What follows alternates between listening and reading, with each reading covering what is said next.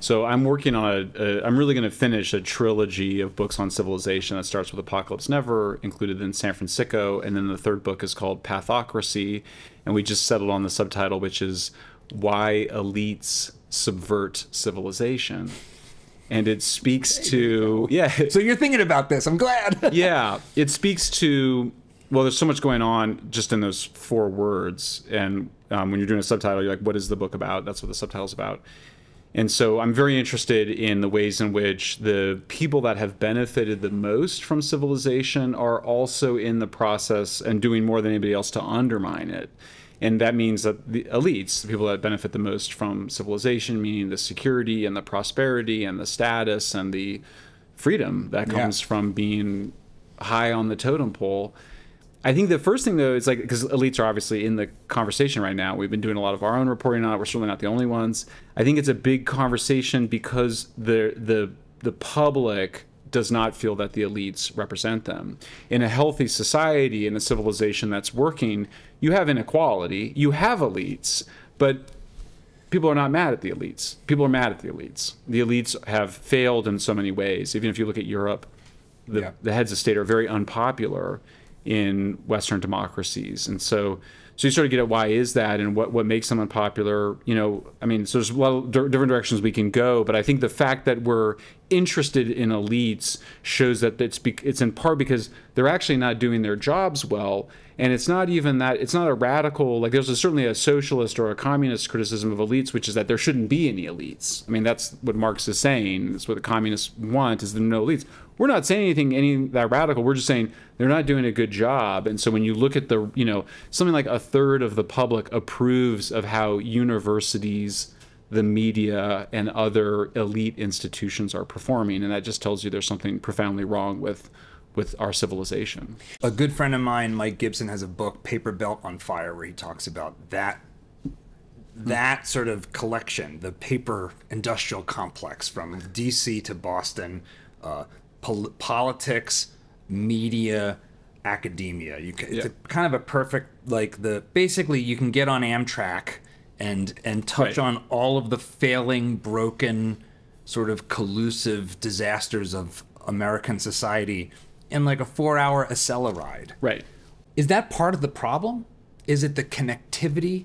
Is it the community building that's taken place where people that are in positions of authority are just hanging out with each other too much? I think I'm not sure if it's that they're hanging out with each other too much, but they're definitely disconnected from working Americans, ordinary Americans, disconnected geographically for sure. One of the most famous stories that people like to tell in DC is that before jet travel, the members of Congress had to live in Washington. They brought their families there. They grew up, you know, they would spend, you know, decades, and they'd become friends with people across the aisle from them. They still had partisan disagreements. There were still fights, but there was still, they humanized each other. When you testify in front of Congress right now, the relationships between Republicans and Democrats are so toxic. You know, at first, I remember when I started testifying a lot more, I've testified a lot in the last couple of years, but when the first couple of times I remember asking afterwards, like, was that just for show? Are you guys just pretending to hate each other like that? Because surely behind the scenes you guys have a different relationship. And it was like, no, unfortunately, that is how bad it's gotten. And I think some of that then also is, so some of it's, we know it's geographic, some of it's the change of jet travel, some of it's also, we know, is social media. Social media, because it reduces face-to-face contact, it's very dehumanizing. So it's very hard for me to dehumanize you right now because we're here together and we can see the God in you sees the God in me and vice versa. It's very hard to be dehumanized like that. But when you're going after somebody online and they're faceless and nameless, I think those naturally psychopathic tendencies to dehumanize the other come to the fore more. And then I think then they bleed over into real world interactions. I think that's one set of factors. I think there's another set of factors, which is I just think elite policies are not in the interests of the public. And so the real challenge to this has come with the rise of populism, particularly after 2016 with Trump and Brexit.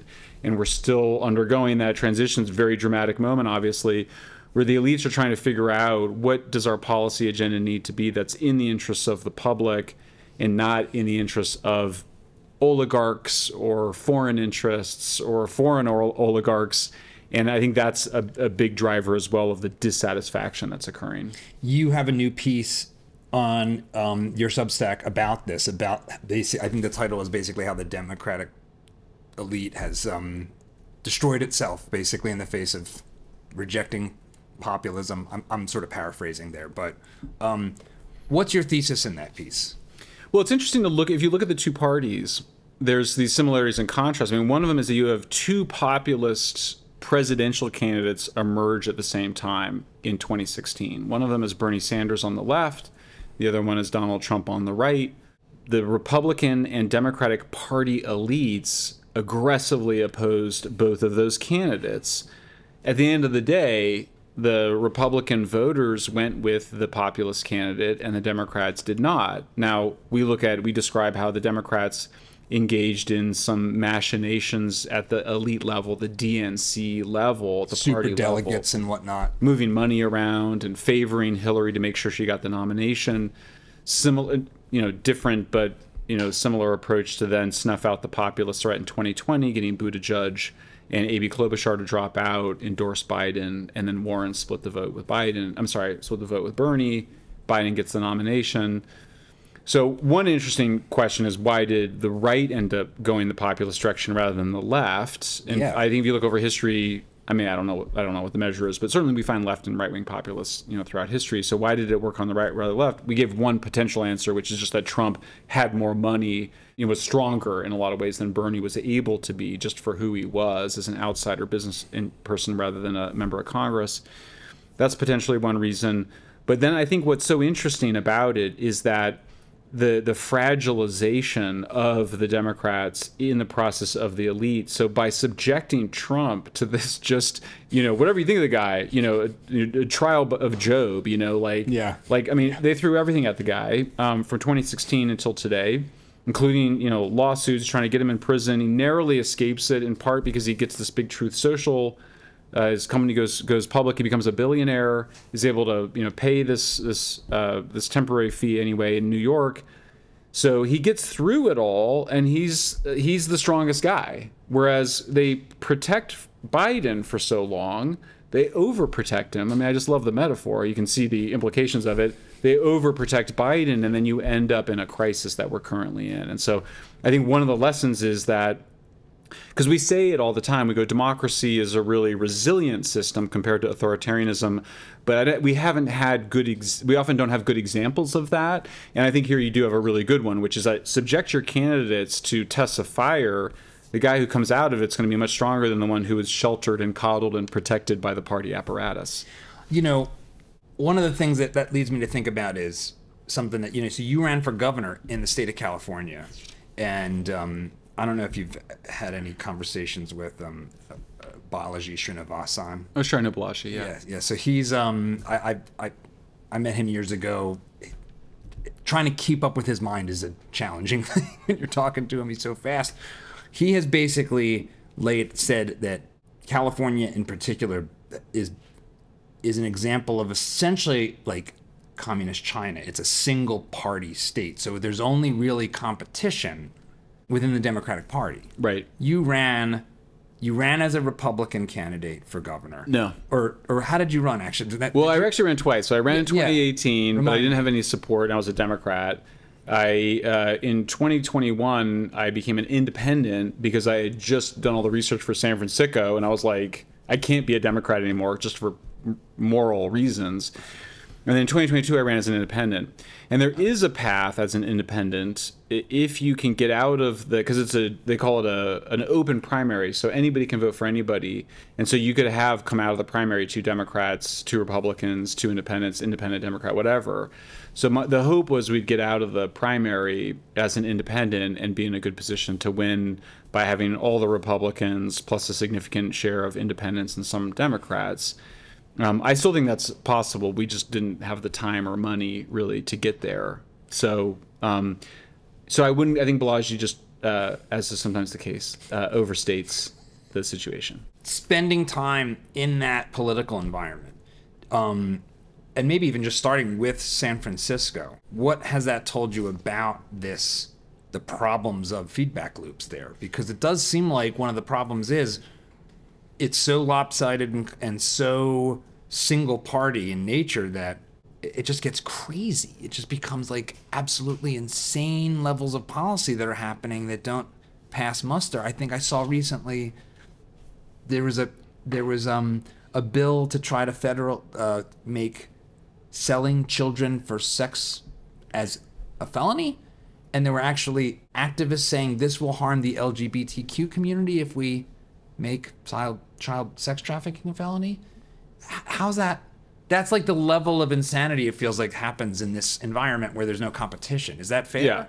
I mean, it's worth taking a minute and understanding the madness and how bad it is. I mean, first of all, it's a lot of mentally ill and drug-addicted people that are being left to die on the streets or revived a dozen or 24 times by, teams of EMT professionals, and then they're no longer able to revive them because the fentanyl that they're smoking is at such high doses that the Narcan no longer works.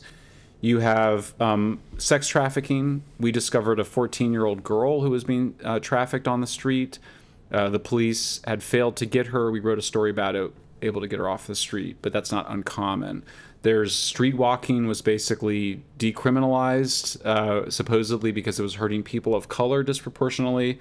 I'll allow the viewers to judge for themselves whether or not that itself might be a rather racist formulation of the problem. And then on the issue you mentioned around trying to increase the penalties for child sex trafficking, and then also the latest one is effectively trying to get the state set up to take kids away from their parents if the kids are identifying as the opposite sex and the parents are opposed to letting their kids go on drugs or have surgeries in a pseudoscientific effort to change their sex. So things are absolutely out of control. It's not the first time that you've had cult-like behaviors by Democrats in California. In San Francisco, I describe the Jonestown and this character Jim Jones in the 70s. Drinking the Kool-Aid. Famous drinking the Kool-Aid. 1,000 people killed themselves in Guyana, this country in South America, after they'd moved. But when you look at the People's Temple, which was his cult in San Francisco, they had huge support from Democrats, in part because they were delivering votes and money to Democratic candidates, but very high levels of support.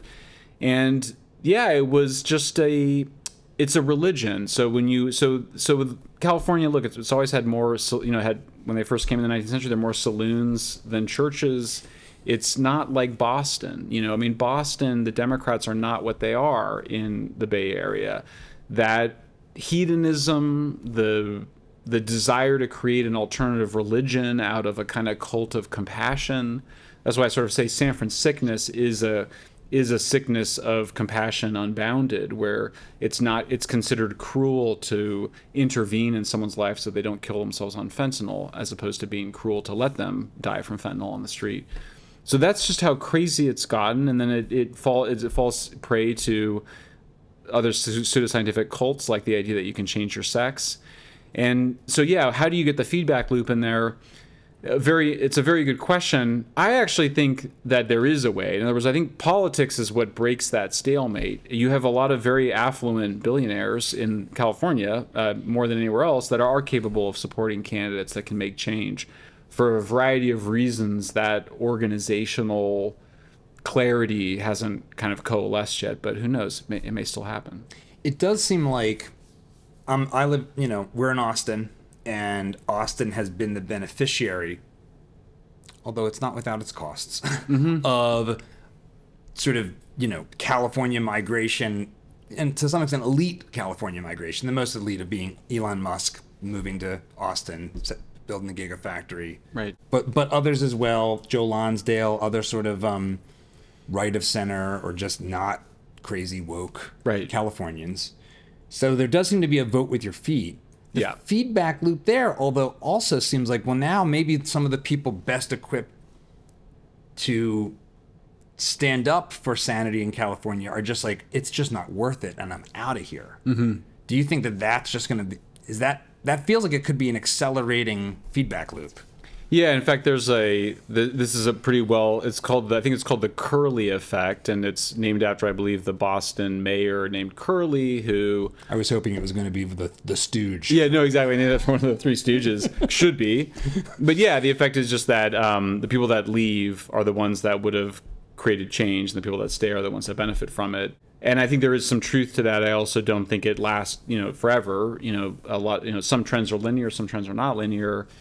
So, yeah, I do think there's some of that. I think the thing to remember about San Francisco, but also about California, is that it's just such a desirable place to live. I mean, the climate is such that, the weather, yes, the physical natural climate is just so amazing. Like, my wife and I, we struggle with it. We don't have the community in Berkeley that we're already developing in Austin, even developing in London, but it's Berkeley weather. So I mean, it's really hard. So, but I think that also means that it has two effects. One of them is that the politicians take it for granted that people that really love it there will stay there, and they'll put up with all sorts of awful things, including just a decline of basic services. But then the other effect, I think, is that then there you get some people that will fight for it. So the people that, like me, that are like stubborn and love it a lot, are not willing to just give it up and sort of walk away from it. I've thought about what is the right analogy for the relationship between government and the public, because the notion that it's like some purely representational relationship is a fiction. It's literally not true. Right. Like, I know mathematically my vote will have no impact. I'm not saying don't vote. Right. Although you are encouraging the bastards when you do. But the best I've been able to come up with so far is that government is at its best is like a good dairy farmer. So dairy farmers, and I've spent a bunch of time with dairy farmers actually, because we've done some documentaries about animal welfare.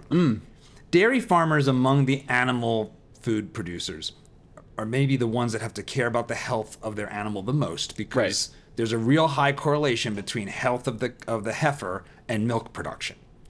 So that seems like what the government is. They see us as their milk heifers. They want to keep us healthy enough to produce for them for tax revenue. And if you're in Berkeley, California, they don't have to work even as hard, because you're free ranging, you're grazing on lush grasses, you're looking at the redwood trees. So then they can whip the heck out of us. Right. It's fine. Yeah. Do you think that's a fair analogy? Yeah, I think it's sort of fair, although I also am interested. I am really interested in dairy farmers as well. From my mother's family in Indiana were dairy farmers. I have a friend who's a dairy farmer in California. In fact, when I visited him, the cows were milking on one of those gigantic merry-go-rounds. Yep. And I became obsessed with this technology where, the cow marches in there and they stuck the udder on there and then they go around in circles. Why? Because it hypnotizes them, I guess. The cows love it. And there's it's mechanized, and so there's two guys in this room of hundreds of cows. I think they're also coming off at a certain point.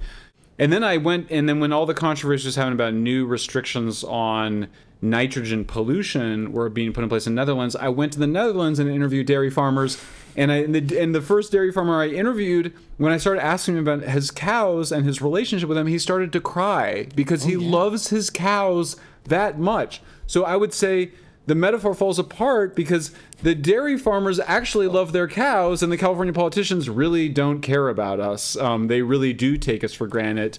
Thank you for this. They know the names of their cows, and they know their whole. Literally, he said the cows are my best friends. He's like I know that makes me seem ridiculous, and I was like, yes, at one level, but at another level, it's the most beautiful thing I've heard on the entire trip. It's so moving, and there's a lot of different directions this conversation can go, but certainly as just a really important counter to the awful disrespect that farmers have received in recent years. Yeah. Deep disrespect, deeply dehumanizing, patronizing, elitist, that, and particularly we are in this foreign capital and we know what the right nitrogen levels should be. The main event is preventing the manure from breaking down, not to get too gross, but if you capture the manure in the proper ways, then you prevent the nitrogen runoff that everyone's worried about. They had done a good job in reducing the nitrogen runoff when the government was in a more collaborative relationship with farmers. It wasn't this heavy-handed imposition. It wasn't just libertarianism. I mean, there was some sense in which let's try to reduce the nitrogen runoff, but it wasn't this heavy-handed, top-down regulatory scheme. So anyway, to the extent there's a metaphor there, that might be one of them too. If you like this clip, we've got so much more where that came from. So be sure to hit that like button, subscribe to the channel, and ring the bell so you won't miss our new videos as they come out each week.